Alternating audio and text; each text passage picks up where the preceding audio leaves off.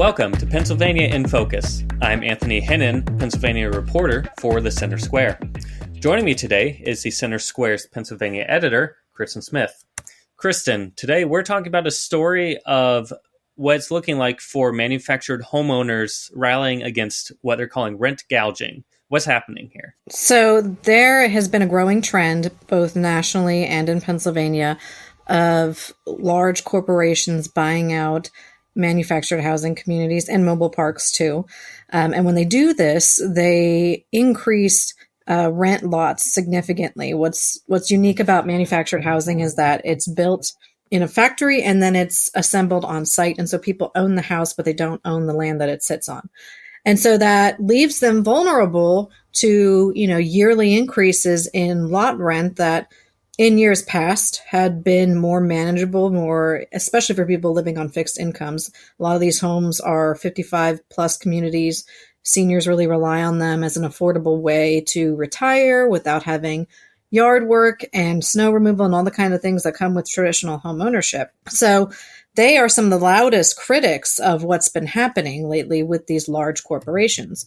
And in particular, there's one community in Berks County, it's called Douglas Village, where the residents have joined together to create a special committee called the Rent Issues Committee to really raise the alarm about this and make legislative changes at the state level to fix this problem. What exactly, when we're really getting down into it? I mean, how much is rent going up here? Or what does this look like, in Pennsylvania specifically? So in Douglas Village, they say that their lot rent went up $75 each year for the last 2 years in a row. In 2022, that was a 13% increase.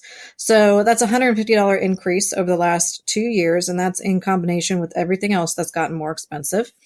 And so they say that that's exorbitant compared to what they're used to. There were increases, but they were much more minimal. And so they are supportive of two different bills that are currently in the House and Senate. One would put a cap on yearly land rent increases, and then the other would give residents a 6-month notice of a proposed rent increase, and then tenants would have the ability to go to a magisterial judge if that increase is above inflation. These are two things they think could really help this situation. There is an existing state law called the Manufactured Home Community Rights Act, or Act 261, that does restrict raising rent more than once annually, but there is no limit on the amount that it can be raised. So you can see how these things can be ripe for abuse. And Douglas Village in particular was recently bought out by Kingsley Management, which is based in Provo, Utah. And that company is one of several that's been sued for what they call price fixing and other violations of federal antitrust laws. So this isn't something that their fears aren't unfounded here. And they've been under this new management company for a little over a year and are seeing these increases. So this is something that is truly impacting their daily lives. And the point that they're making is, even if your community isn't facing this issue right now, they will be soon. And so the legislative initiatives to address some of these issues, how far along are these bills in the General Assembly? They're both still pending. There's a lot of support, but the docket is always full as far as what the state is working on.